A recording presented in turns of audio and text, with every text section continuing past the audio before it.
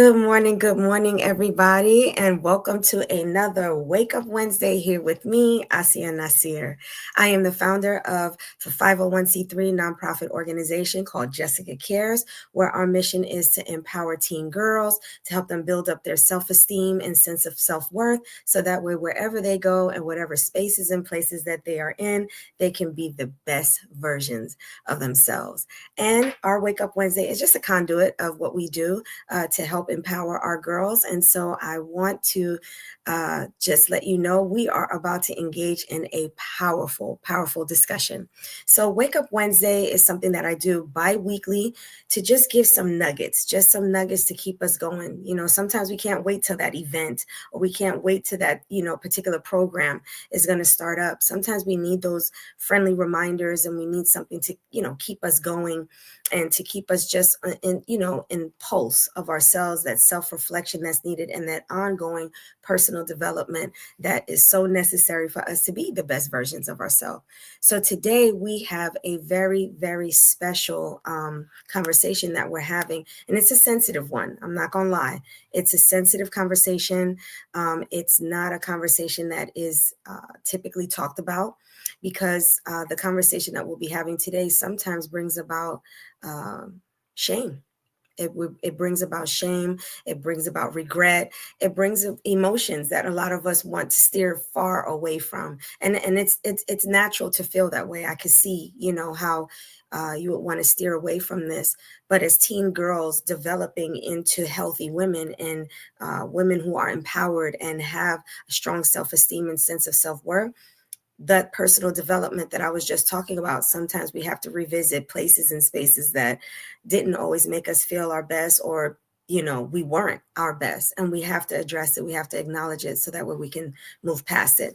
So today we're going to be talking about from promiscuity to purpose. So just that word in and of itself, promiscuity, we have all type of, ideas and thoughts that come to our mind when that word comes up. And for some of us, it's triggering.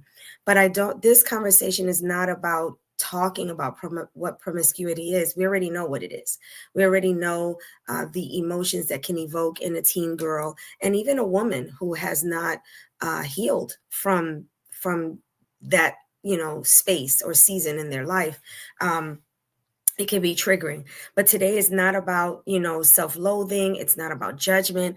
It's really about strategies to move forward. So I'm going to be talking to two different girls today. One is the young lady who is struggling with her self-esteem and kind of veering over into that direction of wanting to seek validation from the opposite sex, from a male companion that they feel is going to fill that void, right?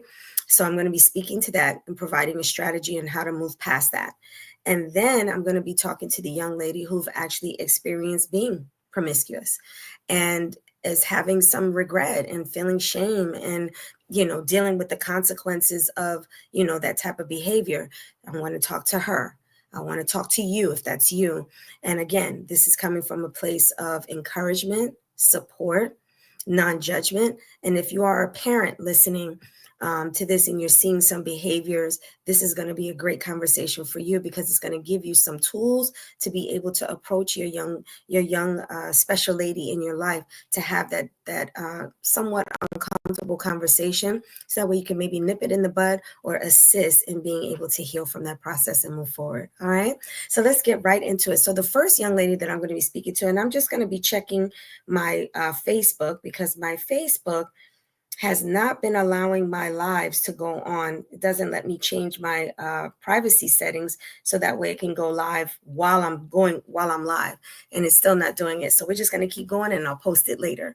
So the first young lady, as I mentioned before, the first strategy that I'm going to be talking about, and to the young lady that I'm going to be speaking to, is the young lady right now that's feeling less than, feeling like low self-esteem, not feeling her best self, and just not having a good sense of self-worth, and kind of teetering into seeking that type of attention. So the first strategy that I want you to, the strategy that I want you to focus on is what I call the mirror pause. I want you to think about that word, the mirror. So when you're looking at a mirror, clearly it's a reflection of yourself. And then pause. So I'm saying I want you to use this strategy called the mirror pause, meaning taking a step back, reflecting and looking at yourself and pausing, being still. And when do I want you to be still? I'm talking about when that particular person that you think is going to fill this void, that young man that's calling, that's texting, that's asking you to come over, or wanting to come over when your parents are not home, or calling at hours that typically do not engage in positive conversation. It's entertaining a particular conversation that's going to lead to more physical interaction. In those moments, that's where I'm talking about. I want you to step into that mirror pause. And in that moment, when you are feeling like I'm about to get this attention that I'm seeking, I want you to ask yourself a question in that moment of pause. And that is, before you text back, before you meet up with this person, I want you to ask yourself, what is this person giving me that I cannot give myself? What is this person about to give me that I'm not giving myself? Is it attention? Is it validation? Is it making me feel pretty? Is it, not wanting to be alone? Is those the reasons why? And be honest with yourself as to why you're about to meet up with this person or respond to this person who clearly the conversation is always pretty one-sided, which is trying to lead to that end goal, right? Ask yourself those questions. What is it that this person is going to give me that I am not, or that I'm not capable or not able to give myself? Attention, validation, feeling beautiful, not being alone, not wanting to be alone. Ask yourself that. And then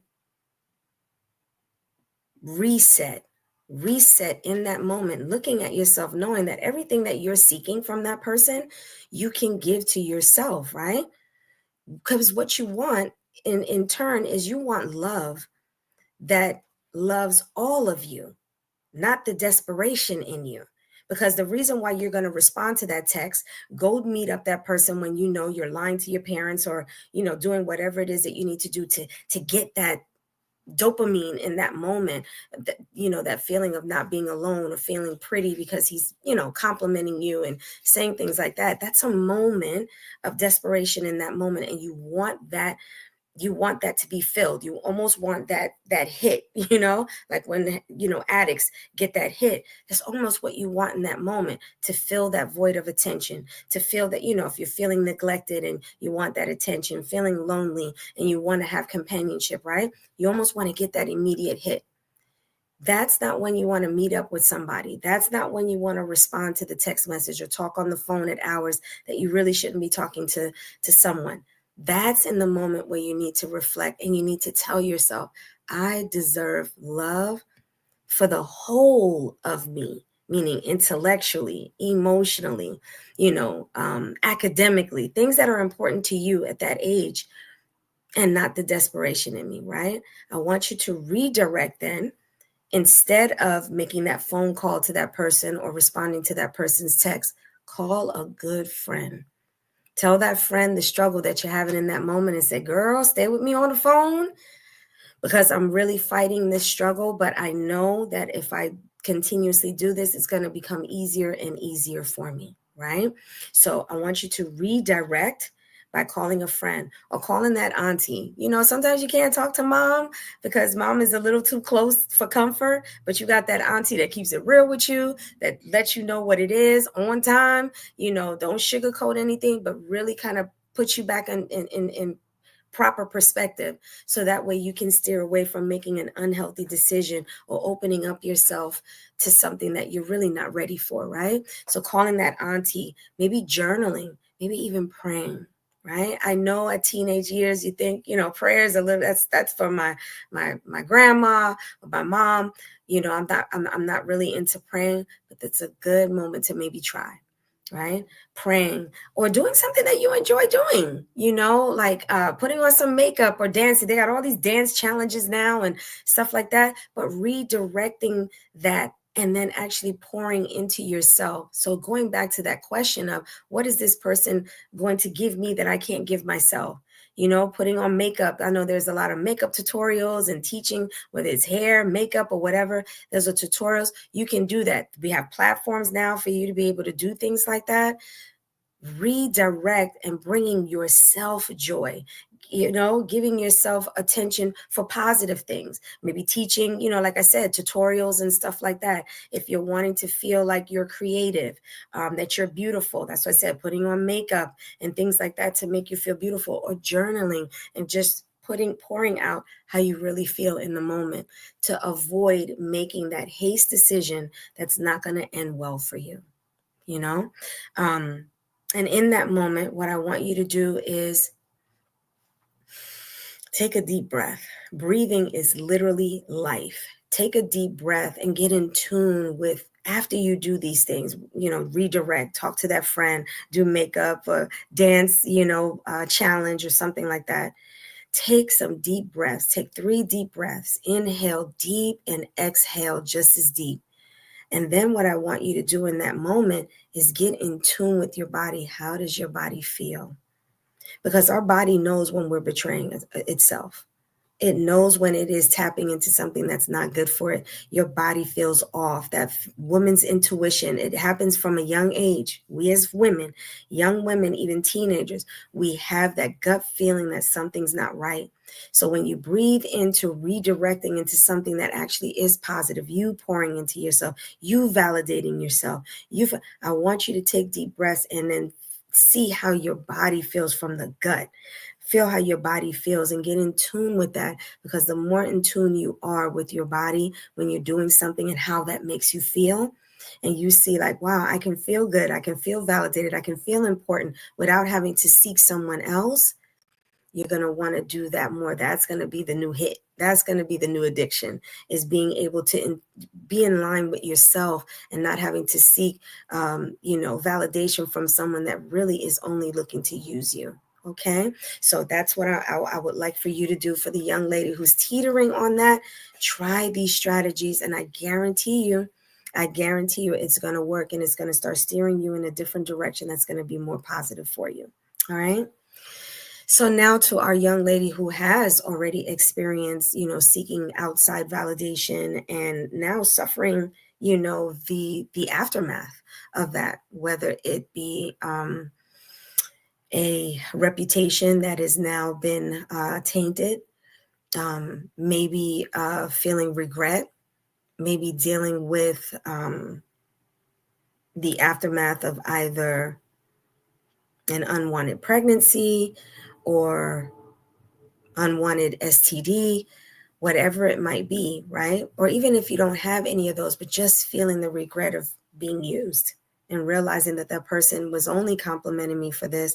Because make no mistake about it, and the guys in the comment section will verify, speak to any uncle, older brother, father, if there's a father figure in the home, ask them at that age, at your age, guys are not interested in marriage.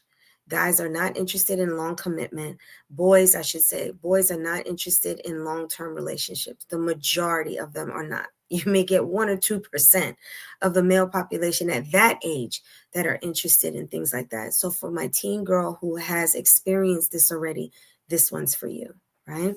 So if you've experienced that, and now you're living with the aftermath of it and dealing with a lot of shame and regret, I want you to use the strategy that's called the purpose flip. The purpose flip, because what we're going to do is we're going to take this promiscuity and turn it into purpose, right? We're not going to wallow in it. We're not going to sit in this. We're not going to be, sad about it. Yes, it happened. And it's a good thing that you feel regretful. It's a good thing that you feel like, you know what, I feel remorse over that. Because when you don't feel remorse over something, you'll do it again. You'll do it again. Right? So you definitely, you want to have remorse and regret over things that, being promiscuous, that's not a good quality. So having regret, have that and understand that that's a good thing to have that, right? So acknowledge the hurt, Acknowledge the shame, acknowledge the fact that you're hurt over being used and things like that, but not turn it into identity. Don't turn your pain or your hurt or your regret into your whole being and who you are as your identity.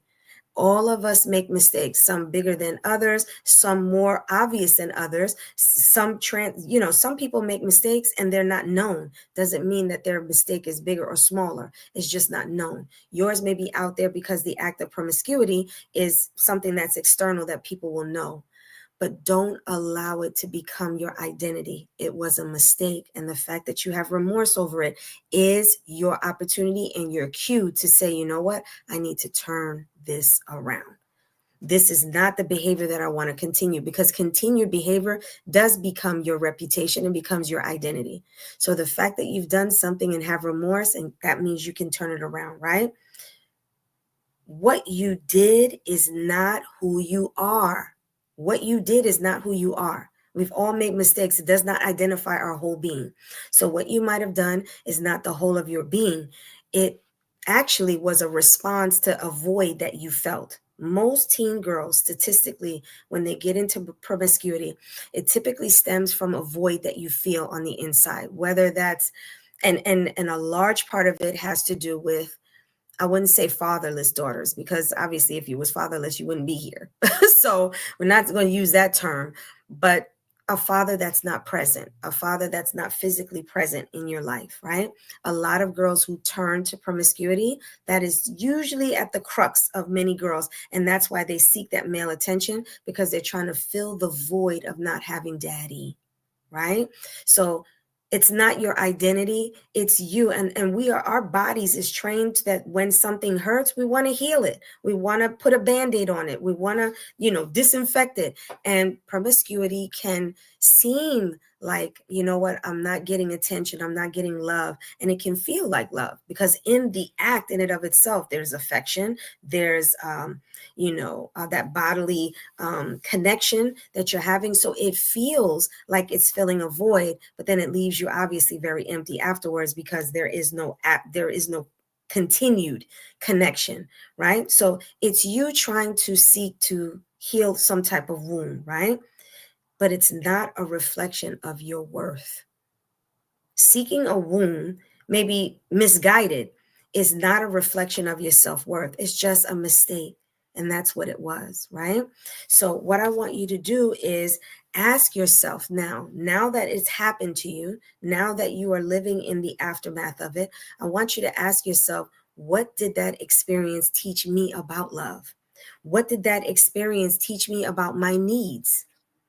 Because clearly, if you're having remorse, that's not where you needed to go. So that act in and of itself is not what you needed in the moment. If you're having regret, if you're having remorse, if it's having a negative impact on your life, that's not what you needed, right? So then ask yourself those self-reflective questions. What did this actually reveal to me about the type of love that you actually deserve? And what did this experience teach me about what I need? And what you'll find is that what you were seeking, you already have it within. You already have it within. You can seek validation through healthy friendships, through your own work, your homework assignments, your projects, and pouring into, anything that you're involved in, and putting your all and getting the validation like, yes, honey, you got that A+, you got that A-, you got that B. Yes, you were, top of whatever honor roll. That's validating your worth, who you are as a person. So you can do all of those things, right? It didn't. And here's the thing, that's saying, what doesn't break you makes you, that's exactly it.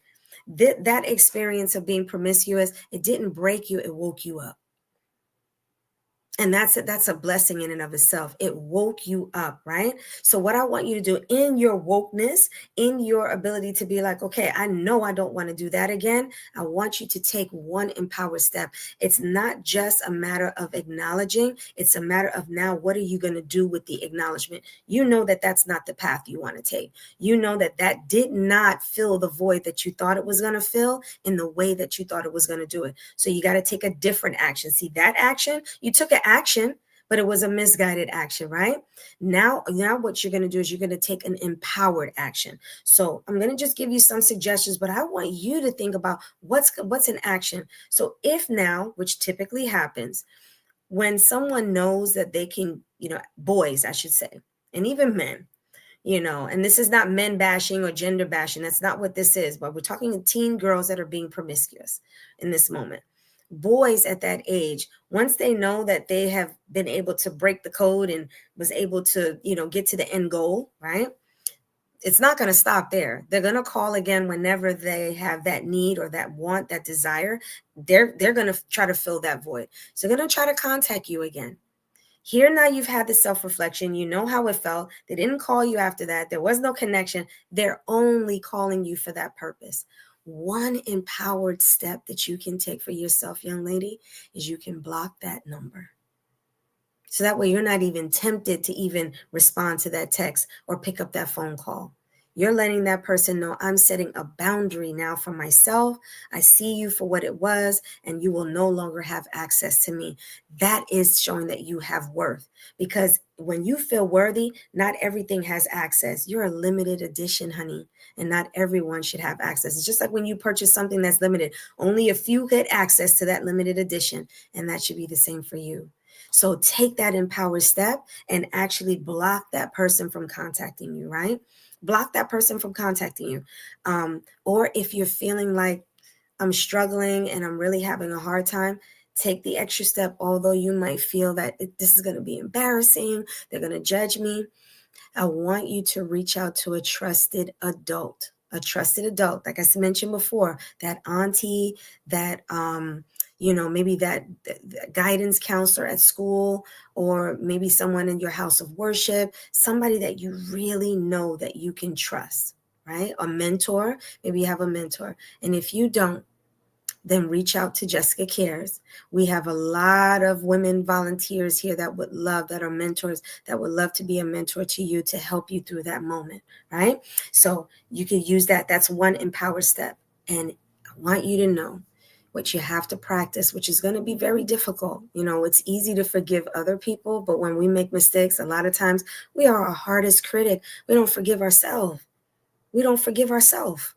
Right?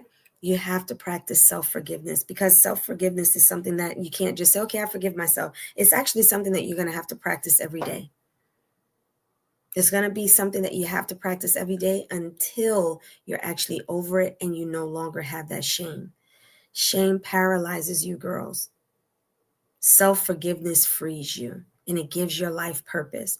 You can even maybe take an action of being a teen mentor. Maybe there's a nonprofit that you can volunteer for, that you can be a teen mentor, knowing that that's not the direction you can go. Now you can guide someone else and make sure they don't make the same mistake. Now that's empowerment, right? Taking a positive action to take your pain and turn it into purpose. So for parents that are watching, if you have a child that you're seeing is either moving in that direction or have already done that, I want you to take a deep breath and align yourself, because a lot of times our anger with that daughter, that niece, or whoever, a lot of times it's not the actual act that we're angry about. And we have to be honest with ourselves as parents. Sometimes it's us thinking about how people are going to judge us. How are they going to think of you as a parent? Or you're bringing shame to our family, and not getting to the root. Again, when a young girl becomes promiscuous, it's because she's filling a void. So instead of focusing on what people are going to say and what people are going to think, people are going to talk anyway. Focus on what created the issue in the first place. Was it neglect? Are they feeling alone? I know as single moms, sometimes it's hard. You're working and you come home, you're tired. Is that child feeling, is that daughter feeling neglected? Are they struggling with the absence of their father? Are they dealing with another type of issue that you're not tapping into, and it's creating that? Promiscuity sometimes stems from being molested, sexually molested. So is that happening? That's a deeper conversation. So getting to the root of it and actually having the conversation with the approach and the intention to not judge, but to help. That's what our daughters need in that moment, right? And for that one who hasn't gone that direction yet, but kind of teetering on that, redirecting their steps.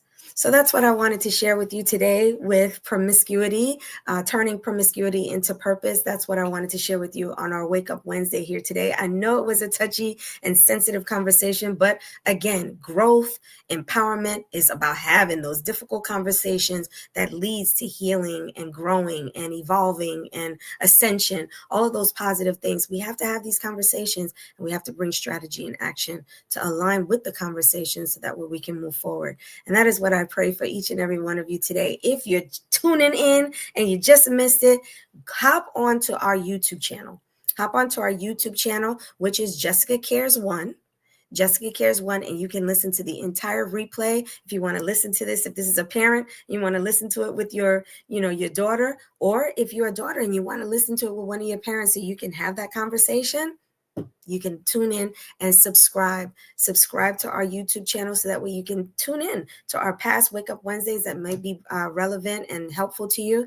And that way you can stay in tune by hitting the notification bell, so that way you'll be notified of our upcoming, which we do each and every other Wednesday. So again, this was a great Wake Up Wednesday. I hope you benefited from it.